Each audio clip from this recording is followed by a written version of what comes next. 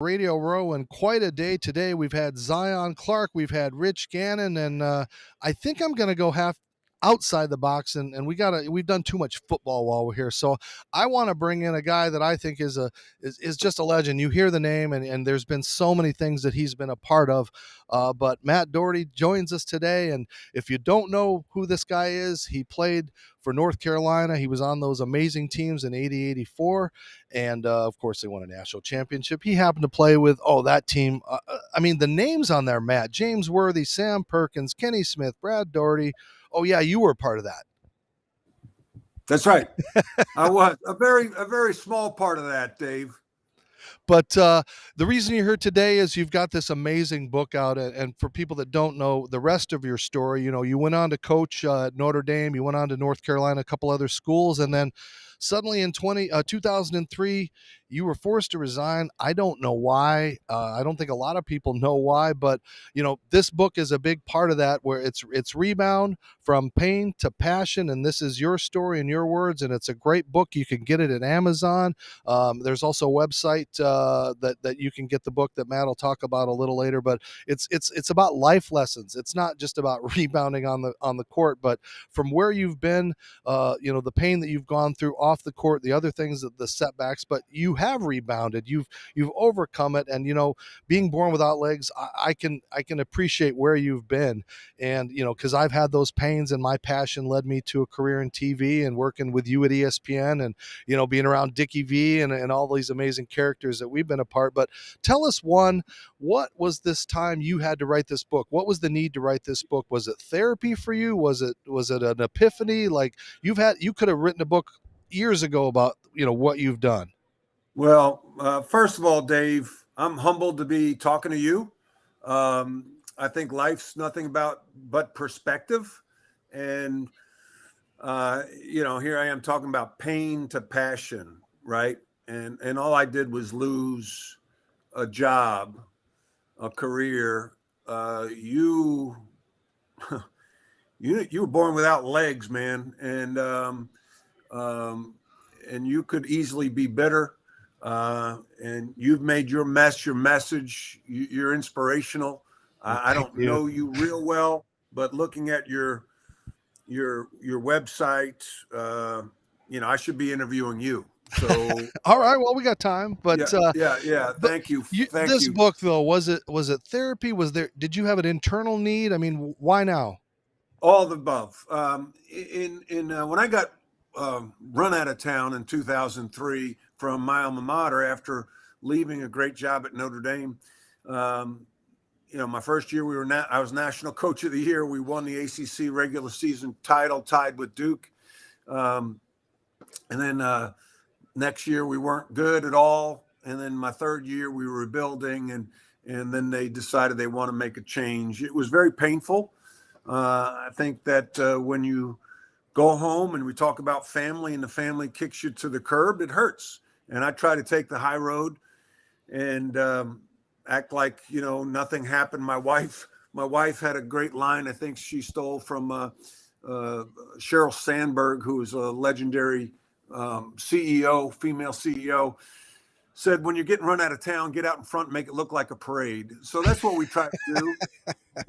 And but it kept eating at me. There were so many triggers, and I'm sure you go through it. Why me? Why was I born without legs? Why did I lose my job? Why, if I only had that same opportunity, if only I was given the same chance. And so you have these constant triggers, and I try to take the high road and wanted to stay positive. And I got into the leadership business. I'm an executive coach. I do corporate talks. I've written a book, and I wrote the book for a couple of reasons. One, it's a great business card, if you will. It's a great business card for what I do with executive coaching and corporate talks. But the byproduct of it, I think, Dave, was that it was therapeutic for me to get that out on paper, to get my story out there, to get my side of the story, but yet in a constructive way. I didn't want to be bitter. I wanted to get better. And Robin Roberts, who's on Good Morning America, she said, "Make your mess your message," and I think that's what I've tried to do. I'm always a coach, been a coach, been a player, been a teacher, and feel like if I can help people avoid the landmines I stepped on, then this whole journey was maybe worth it. And how do you recover from that when everybody looks, oh, Matt Doherty had this beautiful life and all these amazing things? Like, who cares? Like, so I'm poor and I didn't make money and I didn't. So how do you, justify? Because we all have our struggles, and yet yours, I mean, it was very personal to you and your family. Because, like you said, it was out of left field. Yeah, I think a couple things. I dealt with depression, Dave. I was fortunate that I don't drink, because if I did, I probably would have had a problem. But I tell people now, I am an alcoholic. I gave it up over 30 years ago when I was in my late 20s. So I'm glad I wasn't a drinker. I have a strong wife. I think, quote somebody else, Oprah Winfrey, it doesn't happen to you, it happens for you. It's all about your mindset. And when you put yourself in perspective and read, I've become I think an avid reader. And so, you read Nelson Mandela. He spent 30 years in prison, and said, if I come out bitter, then I'm still in prison. Right. So, he has a quote, I never lose. I either win or I learn. So I've tried to say, okay, God, I'm a man of faith. I believe in God. And I feel like if, it's called faith, like, why me? Why me? Why me? Okay. Why not me?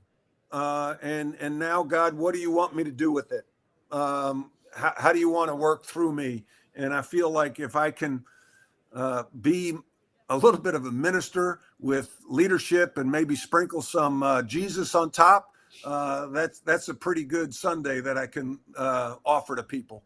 That is, and your words are so wise. And when you look at the book and you just see the names of the people that had the quotes and attributes, you see Kenny Smith, Charles Barkley, Jay Billis, our friend from ESPN. It's got to be very humbling when you don't realize what people think about you, and then you see it in print. 100%, because um, in leadership we talk a lot about I, identity, and you know are you really as good as think you are as a leader, as a CEO, as a business owner, even as a player. And so sometimes you need to hear it from other people. So when I had those endorsements come back from, like, the people you mentioned, and Michael Jordan wrote the forward, it was humbling, but it also made me feel good and gave me some confidence. And I'm 59, I'll be 60 this month. We need encouragers in our lives. We need people to give us confidence, to pat us on the back. I don't care how old you are and what you've accomplished. We need some attaboys. And so when I get those comments from legendary people like Jim Nance and Jay Billis and Michael Jordan and so on and so forth, it warmed my heart. Well, it's been amazing. And for those who've just joined us, I've got a legend that I have watched from my youth in the 80s, as a player and everything. It's a legendary Matt. I'm just kind of almost speechless that you're talking to me here. But, we've talked about the book, and I know that, we also know about your playing days and what an amazing brief 4 years that must have been for you. Take a look at this, your coach, the guys we talked about, Sam Perkins, Michael Jordan, there's you, and then there you are coaching that young silver-haired fox I sing from the sidelines back in the day. But those memories, I mean, is there things that you take away every day from Dean Smith and those years, his coaching style, his techniques, everything, that every day you might apply that to your own life? It's ironic how much I refer to Dean Smith in my executive coaching practice. I almost have to catch myself because I don't want to talk about it too much, because I don't want to fatigue the audience. But Coach Smith was, I think, genius. I think he was one of the smartest men I met, I've known. Um, he there's three keys, and I'm getting ready to give a talk on this, to successful teams: talent, culture, and systems. And he recruited good talent. He created a great culture and had a great system. And the culture he drove was so intentional, from the evaluation process to the onboarding process, to the daily behaviors that were drilled into us, that we as former players remember to this day. And, we had a reunion, a 40th reunion last week of our 82 championship team. And, the stories were endless, just about being on time, being unselfish. Our core values were play hard, play smart, play together. He drove that home intentionally each and every day. And I use those lessons in teaching my business leaders, my clients, how to drive good culture. Because again, it goes back to culture and systems. And if you have good talent, you have good culture, good systems, I don't care what you're selling, what product or service, you're going to be successful. And he was a legendary coach. And speaking of legendary coaches, as we wrap up, are you starting to feel old when we see that, Coach K coach his last game on the Dean Smith court, and you were there when he was a coach, and he's been like Tom Brady for our era, just kind of trudging along. So what did Coach K mean to the sport of college basketball, even though you were rivals? Wow. What he did at Duke is kind of what Coach Smith did at North Carolina. I think what Nick Saban's done at Alabama, and is close to what John Wooden did at UCLA. Coach K, I think, brought out the best in everyone. And that's not just his players on the competition. Because when I got the job at North Carolina, I thought about, okay, what do I have to do to beat Duke? And every decision you made was driven to be the best in the league. Well, if you want to be the best in the league, you got to beat Duke. And so it came down to, you got to recruit better, you got to train better, you got to stay current with processes and style of play. So I think he brought out the best in us as coaches, as players. And I know that Coach Smith brought out the best in him, because he has said that publicly. So, and he's a great ambassador for the game, USA Basketball. He's the best of the best, and so it was really an honor to compete against his teams as a player and a coach. And one thing I'll never forget is my second year. I knew we were not a great team, and there was about 10 minutes to go in the game in Chapel Hill, and they were up about 25 points. And he started to hold the ball. And I said to my staff, I said, he's calling off the dogs. He's back. He's slowing it down. He doesn't want to rub it in our faces. And after the game, I went up and I shook his hand and thanked him for backing off. And he said, I've been there. I just thought that was classy. Wow. That's awesome. You got any good stories from your reunion? Oh, yeah. And some I can even repeat. Was Jordan there? Was he trying to monopolize Jordan was everything? there. Okay. Jordan was there. Unfortunately, a couple guys weren't. James Worthy. It was very informal. It was an informal, like, we try to get together on a regular basis. This was not something that was initiated by the university. They're probably waiting for another 10 years when we get to the 50th anniversary. So it was just neat to be with the guys. We kind of all fall in line, and we can be real with each other. We don't have to.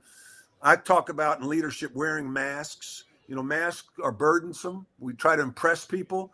We take the masks off when we're around each other and just are real with each other. And it's very comfortable and neat to do. And as we are into our 60s now, You got to take advantage of those opportunities because, tomorrow's not promised.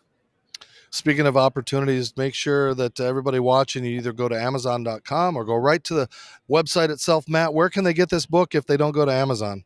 They can go to my website, rebound-book.com, rebound-book.com, or they can just email me directly, Coach Matt Doherty at gmail.com, Coach Matt Doherty at gmail.com, and we'll get a signed copy out to them. Okay, we'll turn it to football. Last question. Any interest? You got any picks? Rams, go Rams. Matthew Stafford. I lived in Dallas for 6 years. My kids were in the Highland Park School District. Matthew Stafford, to me, is one of the classiest superstars because he was tucked in Detroit for so many years and didn't have a chance to be seen on a national stage on a regular basis.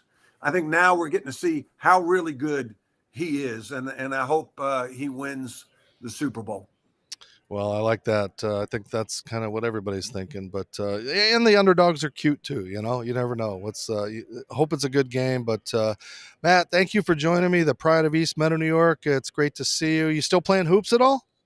I play zero hoops. I don't want to be, Dave, the guy in the Velcro boot. Okay. I'm going to save my Achilles for the golf course. There you go. Well, maybe we'll play some golf someday. You already know my handicap. You're good. You're good.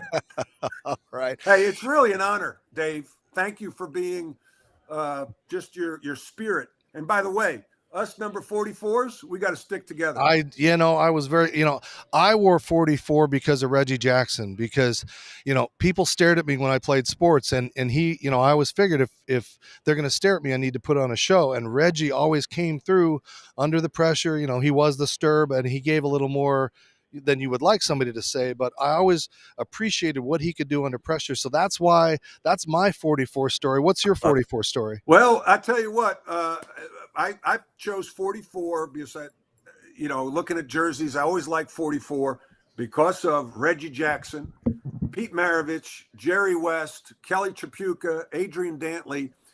44 is a great sports number. I love it. I got to meet Reggie Jackson at Yankee Stadium, right outside the dugout. And there's no one more exciting at bat than Reggie Jackson.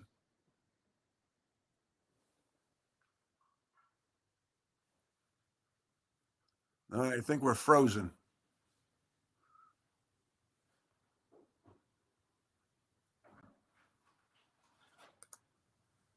All right. All right, Dave, I think we're having a little technical difficulty.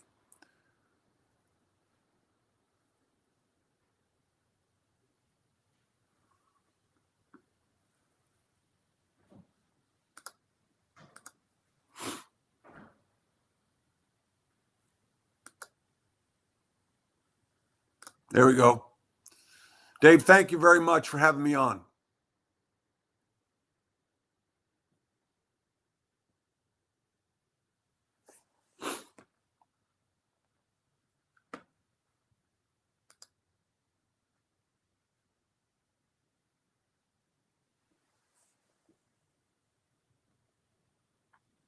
I don't know if I should still keep going, but I do see a question. How was it like playing alongside Michael Jordan in college? It's funny. I've never been asked that before, Troy. First time. Kidding. And I say, Troy, it was easy. It was easy to play alongside Michael Jordan, the best player ever to play, and he's your teammate. And I had James Worthy and Sam Perkins at the same time. I was in heaven.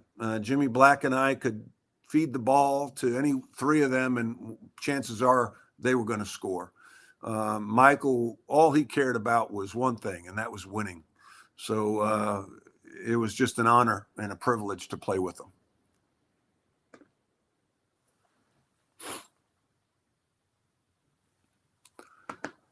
All right, I'm going to cut out. I'm assuming that there's a little issue on your end. Thank you so much.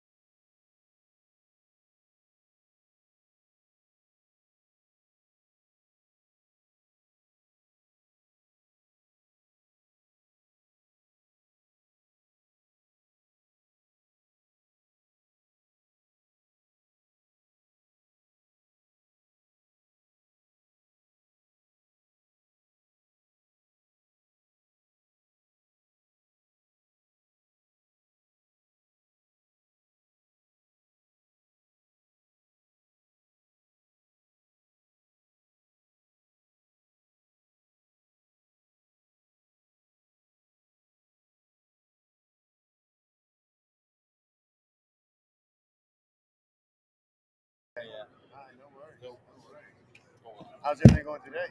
Good. It's okay. It's good. We've had some issues, but it's been doing good. We got a lot of great content. Yeah. Shoulders hurt. Yeah. You look great. Short haircut. Yeah, I did. That's usually I can tell if I'm traveling. How you doing, Dave Bowen? Hey, Mike. I think we've met. We met at New York and at the Pro Bowl one. Okay. You were at both of them. I was. In Orlando. I can't remember the third one I went to because I have 3 different pictures. You were in Dallas? No. Maybe definitely wasn't Minnesota. I ain't going to Minnesota no winter. Maybe he was in Houston or Atlanta. Might have been. Or Miami. Oh, it was Miami. It was Miami. Good. I think everything's coming together. Good. You guys got dinner right? Who's all coming to dinner tonight? Just your The guys? team, yeah. There's a few other people I've invited. Is it okay if Robbie Taylor comes, the actor? Yeah, absolutely. Because he wants to hook up with us beforehand. Yeah, absolutely. That'd be cool. I didn't It's invite just the all kids. Which kids? Who you got?